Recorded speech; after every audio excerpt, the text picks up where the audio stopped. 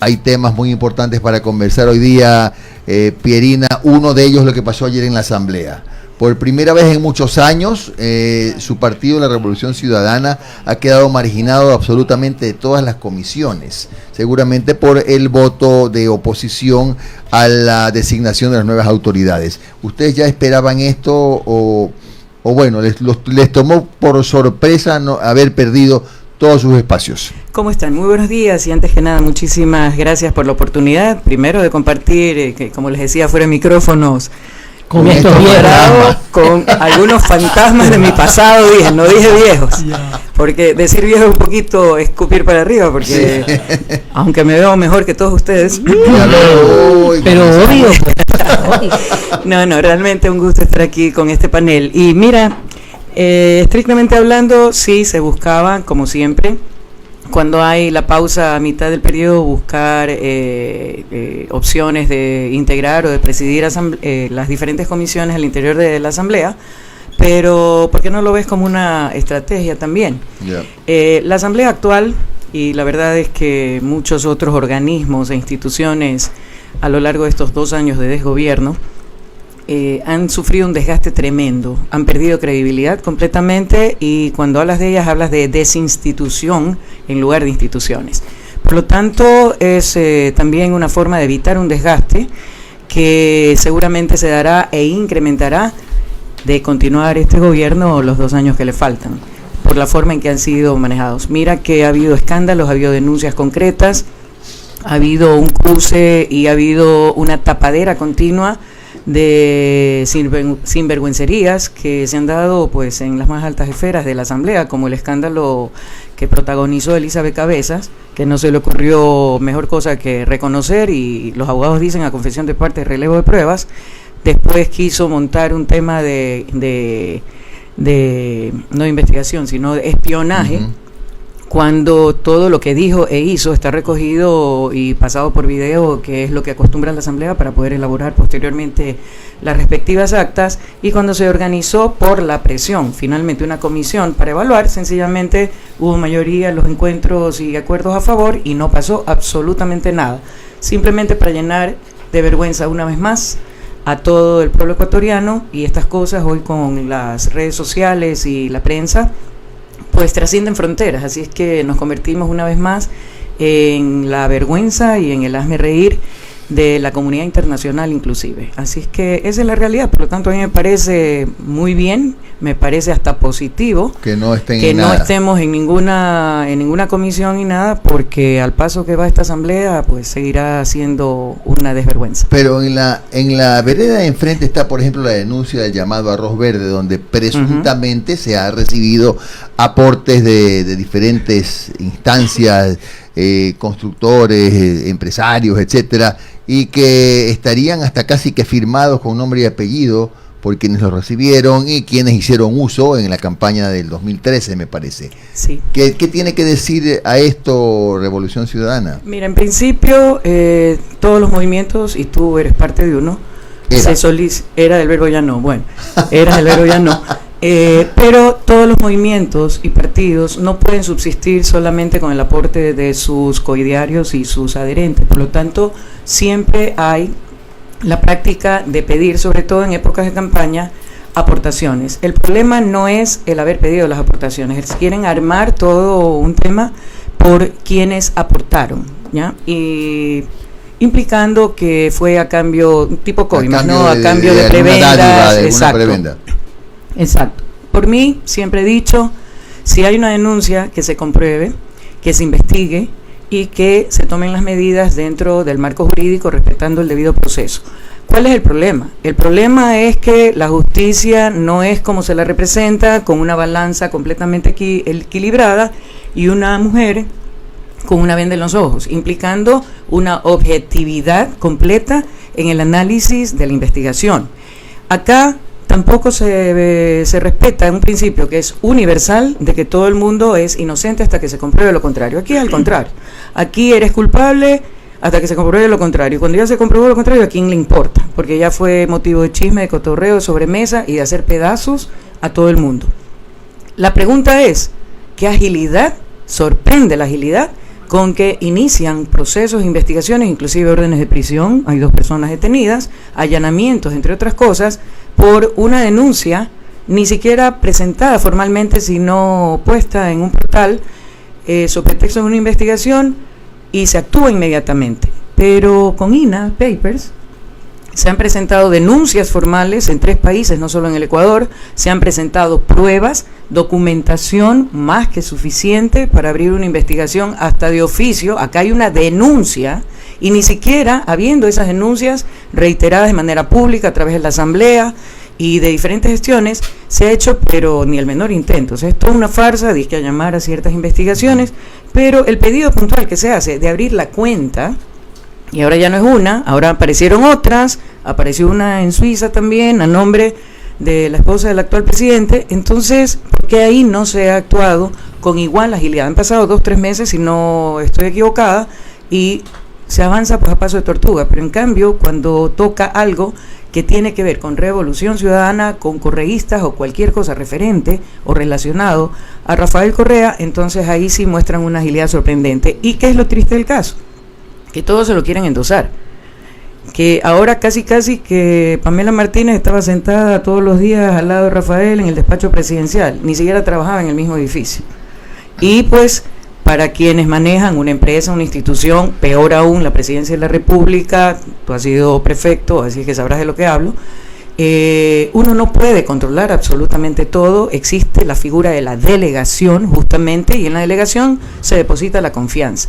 Entonces, si bien uno puede ser titular de una institución, en este caso del Estado ecuatoriano, el gobierno ecuatoriano, tampoco pueden endosarle absolutamente todas las cosas. Ojo, yo soy partidaria de que todo el mundo se responsabilice por lo que dice y lo que hace. Sí. Pierina, no lo afirmo, solo lo comento y lo pregunto más bien. ¿Equivale a decir que la Fiscalía está a las órdenes de la Presidencia de la República? A ver, de la Presidencia, la duda ofende. ¿Por qué? Porque veamos todo el proceso, y no solamente la Fiscalía, todos los organismos del Estado que tienen que ver con control y aplicación de la justicia. ¿Qué pasa? Miremos el proceso de elección y designación de la fiscal actual. El 10/20 ha dado la vuelta al mundo, y eso en mi tierra, en mi tiempo, no daba pero ni para supletorio, ni para quedarse para abril, pues. ¿Me explico? Sin embargo, la máxima autoridad para impartir justicia en este país tiene una nota mediocre, y si ven la sustentación de la parte oral, gagueó, se contradijo, pensó, repensó, avanzó, retrocedió. Entonces, perdóname, ¿qué tipo de garantía es esa formación si está dando ante un tribunal? O sea, ¿cómo un examen? ¿Y cómo va a defender, cómo se va a desempeñar ya en un caso concreto? Dicen sus opositores, en cambio, que está pasando hoy lo mismo, pero al revés de los 10 años del expresidente Correa. Mira, siempre va a ser, y yo no voy a decir que el gobierno de la Revolución Ciudadana fue perfecto. Con todos sus errores y aciertos, si hacemos un análisis objetivo de los 10 años de Revolución Ciudadana, el saldo es completamente positivo. Nuevamente, con errores y aciertos, porque somos humanos, somos imperfectos, pero se avanzó mucho. Por primera vez el Ecuador estaba en el mapa del mundo, más allá de las Islas Galápagos y la selección de fútbol, y se avanzó muchísimo. Hay muchas cosas que no se saben, hay muchas cosas que no se hacen públicas a pesar de saberlas, y es que en más de un caso, por ejemplo, la reforma educativa que se hizo en este país es un referente para países como Perú, en la región, y como Francia, país del primer mundo altamente industrializado y uno de los más estables y desarrollados de la Unión Europea. Pierina Correa, usted siempre ha sido frontal, y en los años en que gobernó el presidente Rafael Correa, también inclusive hubo hasta diferencias con algunos funcionarios de ese gobierno, lo recuerdo perfectamente. ¿Hasta cuándo vamos a continuar con esta guerra de denuncias entre correístas y morenistas? Mira, yo creo que se entra en un ciclo desagradable por completo. Yo creo que, como dije, no ha sido perfecto el gobierno de la Revolución Ciudadana, pero el saldo es positivo, se avanzó muchísimo. En estos 10 años de revolución se avanzó muchísimo en comparación a todos los años previos, a partir de que se retomó la democracia en el país. Y hagamos una comparación pues, con los 2 años que recién se van a cumplir el 24 de mayo de este año. un retroceso, una destrucción. ¿Y a quién le hacen daño? ¿A Rafael? No, al pueblo ecuatoriano. El problema es ese. O sea, llevan la reacción hepática, el odio visceral, por dañar a personas, terminan dañando al país, terminan dañando todo lo que se construyó. Que no te gusta su estilo, está bien. En cualquier grupo humano hay diferencias de estilo, de discurso, de actitud. No siempre nos caemos todos bien, no siempre nos caemos todos mal. Eso es natural. Ayer escuché a Alexis Mera en una crónica noticiosa en uno de los canales de televisión, mientras rendía su declaración, decir que él no se va a ir del país, el que va a dar la cara. Parecería como si solamente él se hubiese quedado y los demás se han ido. Usted, que me imagino conversa con su hermano, ¿hay posibilidades de que él regrese, que él enfrente a la justicia acá en el Ecuador? Justicia. O sea, cuando haya justicia, yo creo que es una posibilidad real. El problema es que en este momento no hay justicia. Lo oí a Alexis ayer y me parece bien, pero recordemos que él tiene una herramienta que no la tienen los otros, es abogado. Por lo tanto, seguramente tendrá mejores formas de enfrentar la situación. Fue el abogado de su hermano, fue el abogado siempre del sí, ya sé, y ahorita con los 24 casos que tiene más de un abogado, lastimosamente, porque cada día le montan un caso nuevo, sin sustento, patrañas, pero simplemente, nuevamente, con la visceralidad de un odio, cuya finalidad es justamente mantenerlo fuera del país. Cuando vino Rafael a hacer campaña para la consulta popular, fue clarísimo, hasta para el más ciego, que su capacidad de liderazgo, su fuerza de convocatoria era tan grande que él solo contra el resto del país, porque acordémonos que esa consulta fue nosotros contra todo el resto de movimientos y partidos aliados, y sin embargo mira los resultados. Por eso la decisión fue mantenerlo fuera del país. La consulta popular, ilegal, ilegítima, inconstitucional, dicho así en un informe de 82 páginas ya presentado y que nadie le para bola, también lo señala de esa manera. Le aplican una ley de manera retroactiva, se inventan una disposición de manera retroactiva en el único país del mundo, somos el país de Ripley. Entonces, el que no quiera ver que es una persecución política, nuevamente, pero tenemos muestras. Glass, mira, si es inocente o culpable, nuevamente, que se hagan los debidos procesos, pero hasta aquí no le han presentado un solo documento y está preso. Y él decidió quedarse y pidió que se le levantara la inmunidad para justamente enfrentar, porque creyó que iba a ser un proceso justo, un proceso serio, un proceso objetivo. ¿Y qué pasó? Lleva más de año y medio detenido. Entonces, ¿qué sucede? Que desafortunadamente en el país, ¿a qué conclusión se llega? Que estás en mejores condiciones de defenderte si estás afuera, porque aquí te meten preso. Y luego vendrá la presión para tratar de conseguir una declaración falsa para que salpiques a otros, involucres a otros y de esa manera conseguir sus objetivos. Arquitecta, recordando que Pierina Correa ha sido 2 veces candidata a prefecta, fue presidenta de la Federación Deportiva del Guayas, y a propósito preguntan algunos oyentes y televidentes, porque ahora nos ven. Paco López Valdés pregunta, esto se transmite en vivo. Paco López Valdés pregunta si va a ser candidata a la Asamblea Nacional. Mira, yo nunca he sido, o sea, soy parte de un proceso, soy fundadora de lo que fue en su momento Alianza País, pero nunca mi intención ha sido buscar candidaturas. Las ocasiones en que he participado ha sido porque lo he conversado con mi hermano y él ha dicho, ayúdame en esta parte, en esta posición o en esta otra. Tengo más de 14, 15 campañas a mi haber y he sido candidata en 3 ocasiones, así que ahí tienen ustedes un balance que grafica mejor el tema. Si consideran más adelante, yo creo que es un poco precipitado estar pensando en candidaturas en este momento, más allá de que siempre hay la posibilidad de que se adelanten las elecciones por el panorama político, creo que saldremos de dudas el 24 de mayo. Yo estaré donde me necesiten, o sea, no estoy buscando. Yo creo que cuando uno es parte de un movimiento o partido, de un proyecto, tiene que sumar esfuerzos para alcanzar las metas que se ha propuesto ese proyecto, y no siempre se las hace, si no, todos seríamos candidatos. Punto de orden, para que vaya ensayándolo para la Asamblea. Usted dijo que el 24 de mayo se va a saber si termina o no el periodo, si hay o no adelanto de elecciones. ¿Por qué?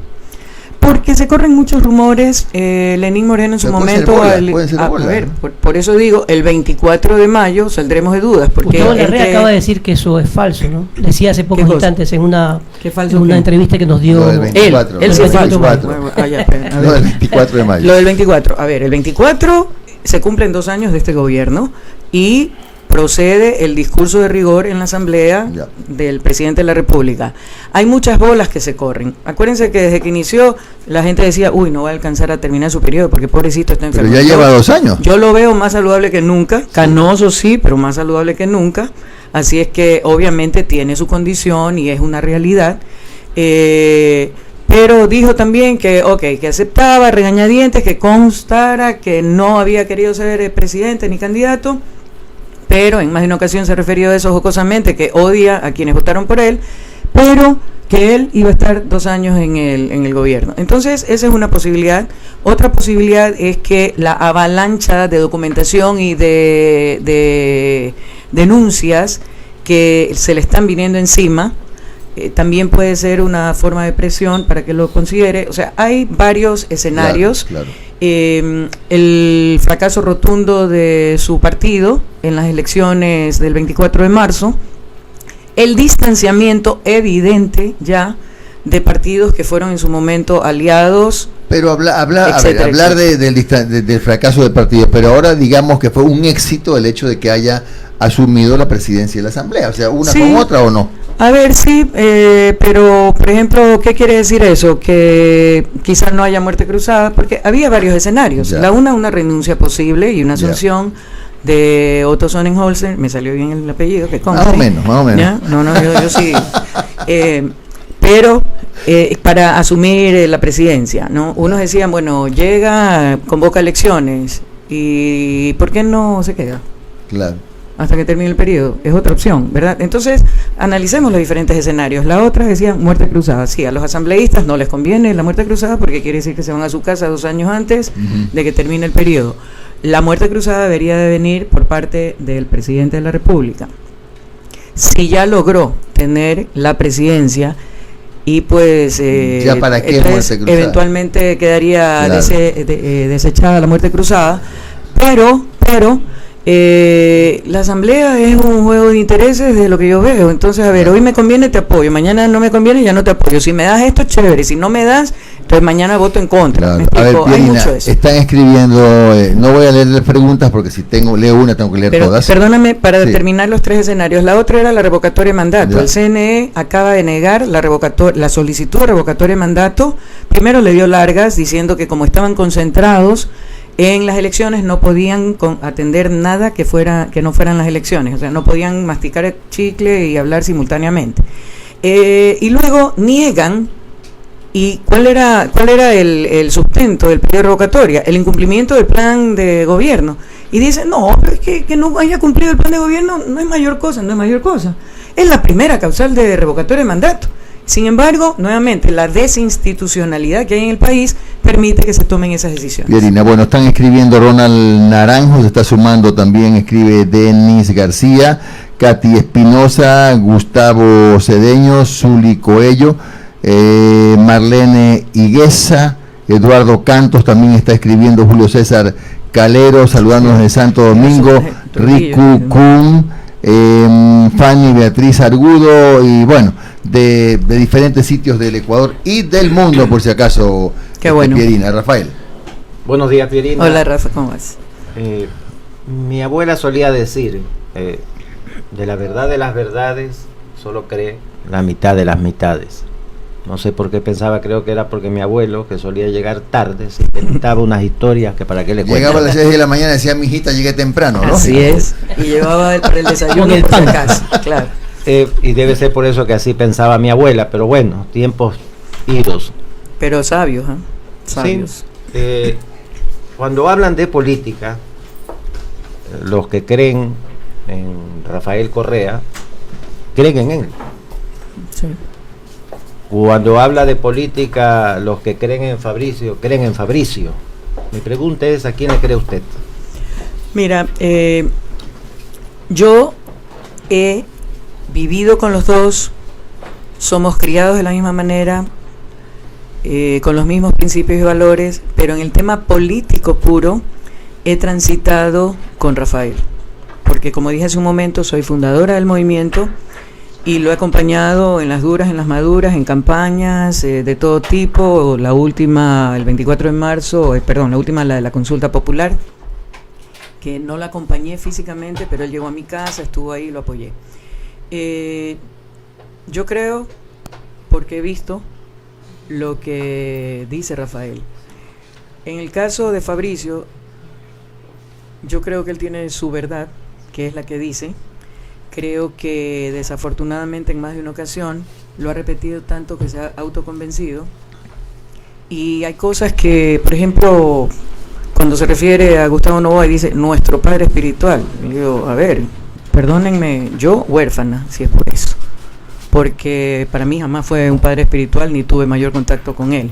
Entonces, desde ese punto de vista, hay que tomar lo que dice cada uno en su debido contexto. Rafael fue muy enfático, acabo de llegar a Europa, he conversado con él y ha dicho claramente que cuando le dijeron de quién se trataba, porque por ejemplo Fabricio dice que hasta viajó en el avión de Odebrecht.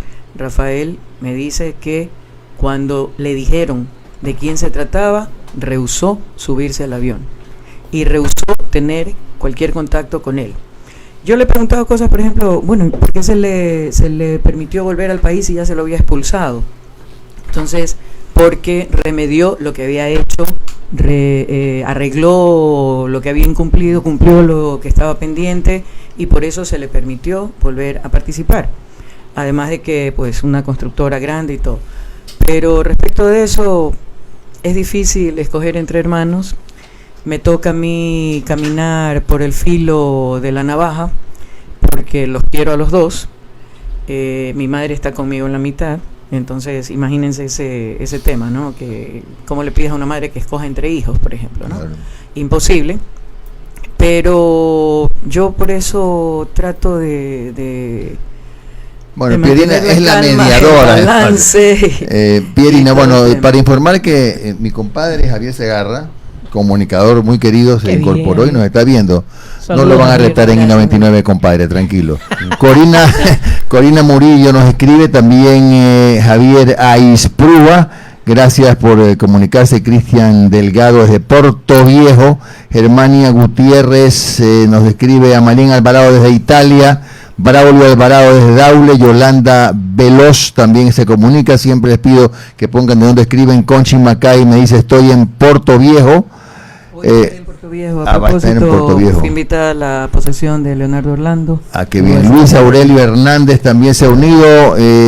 Corina Murillo se comunica con nosotros. Y bueno, gracias a todos los que se han sumado. Le damos la bienvenida a Luisa Delgadillo. Tiene una pregunta, porque gracias. La veo que ya Luisa, se la láncese, doña Luisa. Con todos buenos días. Tiene José, chance para Rafael, 2 preguntas. Gracias. El lujo de panel, qué chévere. Arquitecta, qué gusto verla nuevamente. Igualmente. Bienvenida también de mi parte. La escuchaba pues y coincido con usted. Una cosa son los temas políticos y otra cosa son los temas personales o la relación personal en familia y más aún entre hermanos. Yo le quiero preguntar algo y no sé si tal vez ya lo hicieron antes aquí, mientras yo estoy en el canal al aire, aquí ya está el programa en vivo también, pero hace pocas semanas, creo que fue la semana anterior, estuvo aquí su hermano Fabricio y anunció que él iba a ser candidato a la presidencia de la República, que tenía en mente seriamente candidatizarse. Usted se ubicó en un respetable lugar dentro de la preferencia electoral como candidata a la prefectura del Guayas.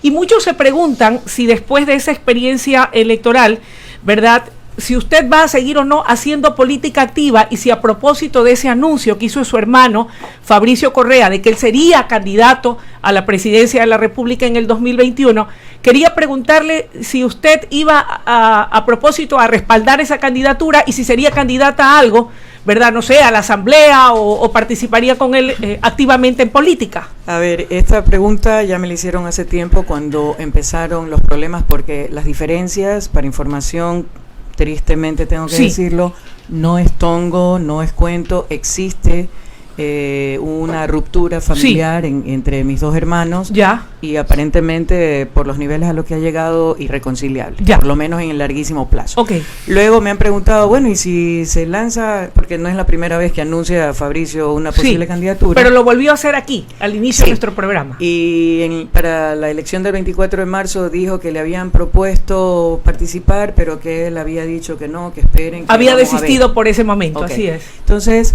¿qué es lo que yo he contestado? Primero, él, en goce de sus derechos constitucionales, tiene el derecho de elegir y ser elegido. A la candidatura, proponer su nombre a la candidatura que tenga bien considerar. ¿Y usted no lo respaldaría? Si tiene el respaldo, en buena hora. ¿Y el suyo? Yo contesté hace tiempo que soy parte de un proceso y me mantengo dentro de ese proceso.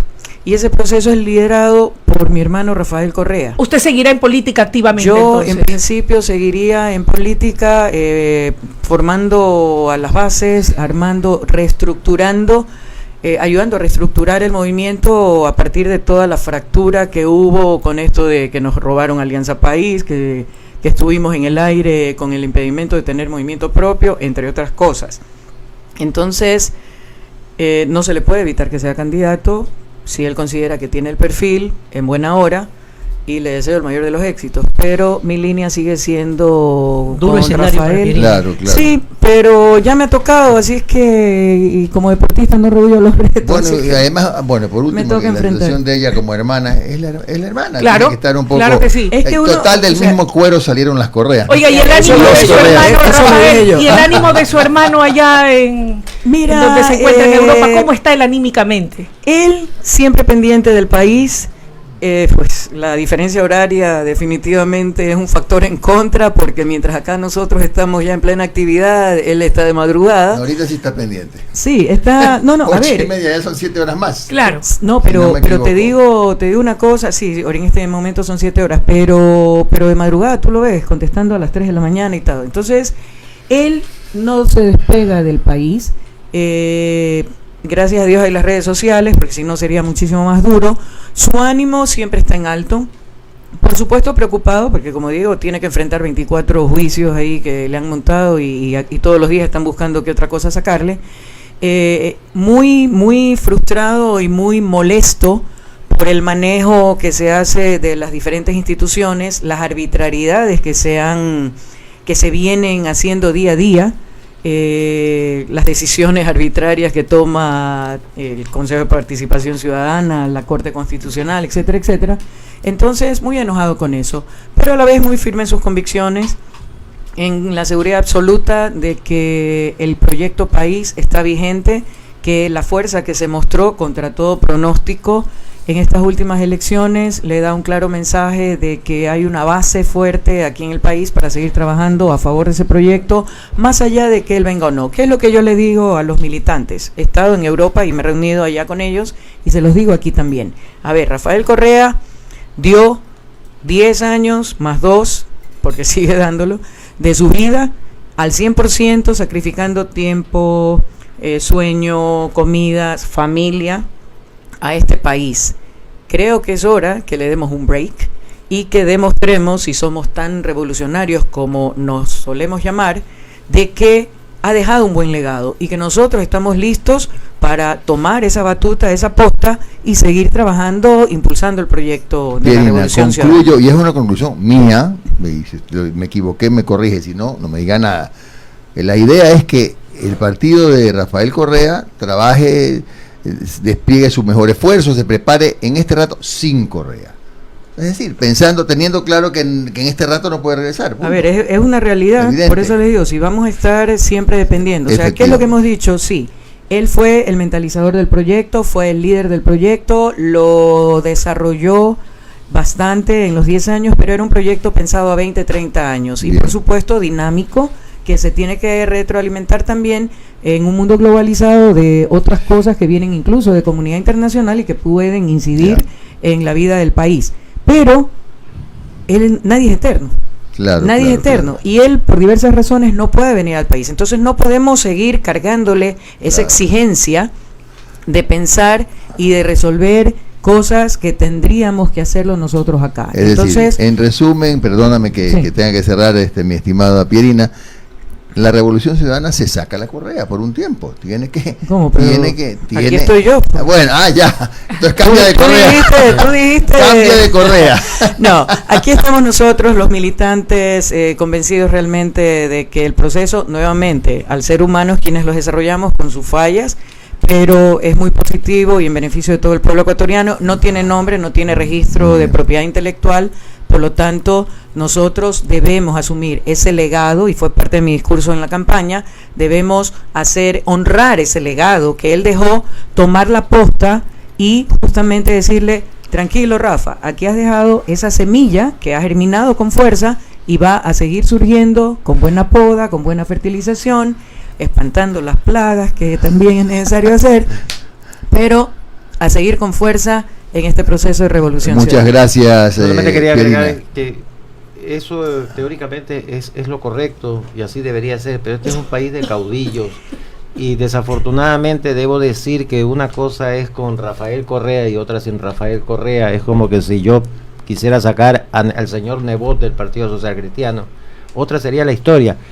Eso es así, pero bien, ¿sí? por cómo usted piensa o ve la política, que debería haber relevos generacionales. Yo lo he dicho, es necesario, o sea, más tarde o más temprano tiene que haberlo, me explico.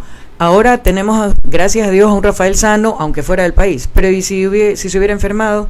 Y si Dios no lo quiera, no estuviera ya físicamente tiene que continuar, o nos echamos a llorar todos y decir: uy, qué pena, se fue el líder, se acabó el proyecto. No, yo creo que justamente esa es la forma de honrarlo a él como líder y promotor de este proyecto, y al mismo proyecto asumiendo la responsabilidad de trabajar, de continuar ese trabajo. Y justamente ayer tuve una reunión y les decía: es necesario hacer el equilibrio entre experiencia, que no es un accidente, se lo trabaja por años, día a día, y juventud, porque tiene que haber ese equilibrio de fuerza, de intensidad y de conocimiento, y en algún momento otras personas tienen que tomar la posta con la misma ideología, con la misma fuerza, con un estilo propio, porque cada uno tiene su forma particular de ser, pero no se puede terminar. Y yo creo que ese fue justamente uno de los problemas que tuvimos y por lo cual hemos pagado piso todo este tiempo. Si hubiera habido una capacitación continua, una formación continua